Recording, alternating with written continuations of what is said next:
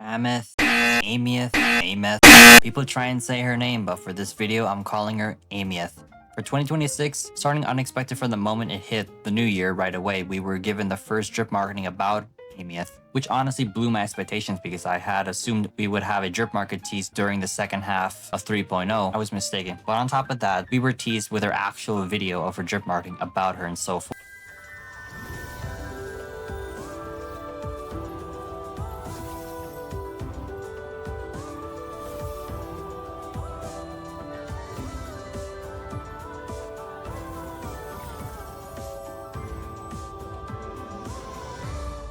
So for this video, I'll be going over how much information we know so far about Aemeath, and of course in connection to my lore breakdown video. Anything else we can find too. But before we can start, leave a like if you wish for Aemeath to come home early, also an early pity too. Let's start off with this post that Kuro posted before her video. We get the first badass shot of Aemeath, what looks like to be a mecha with her. When I saw it at first, I thought it was going to be a Frolova situation, but more on that later. Aemeath has a mech suit, which she uses for combat purposes from the looks of it. I'm personally getting Firefly or 02 vibes from her due to the mech, from the way it's being displayed, and she looks like she is tied to it in a way that's similar to how Frolova is tied with Akate from the post. Let's pivot to the perspective of Loris and see if this is crucial information.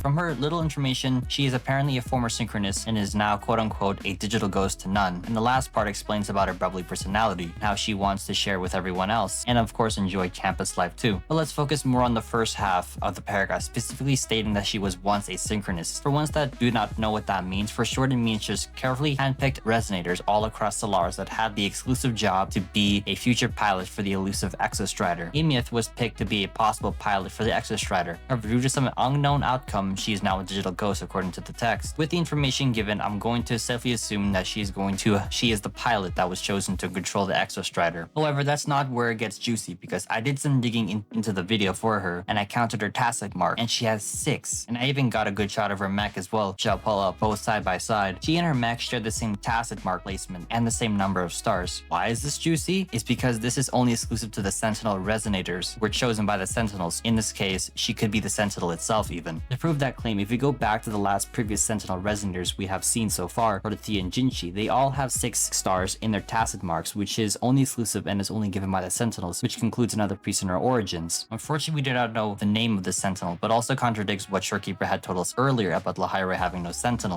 Lahairoi has no sentinel to guide its civilization. Thus begs the question, is this Lahairo's way of trying to mimic? Is this a Sentinel's held captive or needs help? Similar to the situation with Jue and the Fraxidus, maybe? Solving that actually bridged many gaps in Aemeath's origin. However, it still leaves the question, is she the Sentinel but in disguise? Well, maybe we'll figure that out later down the line, how erratic Kuro can release information. But enough about that, let's determine how she will be presented within game-wise.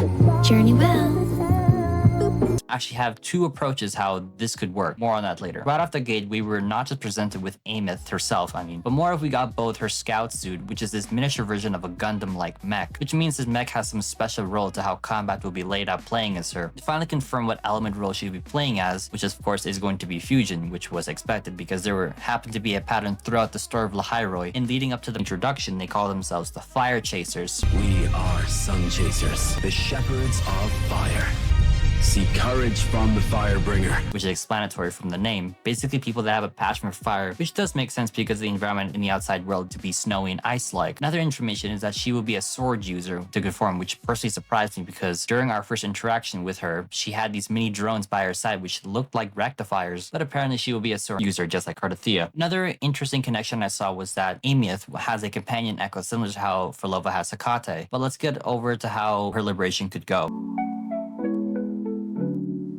2 possible routes that Kuro can take with this, the Frolova approach or the transformation approach. Now we're going to be explaining, of course, is the Frolova approach first. What I mean by that is that during her liberation, you do not get to play as Aemeath, but more of you controlling the mech itself. Going off as you do her liberation, you can still play as Aemeath, the mech, like temporary like fighter, alongside you for a short period of time. Similar, but slightly different. Frolova right now is the only character in the game where her liberation, you don't play as her, but more of you play as Hakate. Also, the only character that has a companion that actually does combat with you instead of like the standard echo, which does like, the Q button, stuff like that. Now, the most likely and the last approach, I call it the transformation approach. For further context, let's take Cardithia's liberation as an example. During her liberation, she transforms to Big Mommy Fleur-de-Lis, in which during that duration, you're required to build up a separate forte bar for her to unleash her liberation, which we know is really powerful, of course. However, before you can transform into Big Mommy Fleur-de-Lis, in order to maximize your damage, you need to get 3 swords, which is Cardithia's own forte bar. I'm expecting Aemeath to have a similar style when it comes to maximizing her true damage. Using her formation of asynchronous, I picture her forte bar to being some kind of number percentage, like a picture of her brain on the left and on the opposite end of a mech symbol, which is basically on the right, which basically means you need to synchronize her frequency with the mech to 100% to reach full compatibility. Similar to how Jaeger pilots need to be drift compatible to operate the Jaegers, which would work perfectly. Upon reaching 100%, you can merge with the mech, which means you can operate it for a certain period of time, but also taking damage would reduce that compatibility over time, ending that period of synchronization. But there would be another forte bar for her to do her own liberation. On doing it, it ends your synchronization with the mech because of how powerful that move was. I personally would be in favor of that transformation approach because it would fit her synchronous background, intertwining with her combat and her role as a mech pilot too.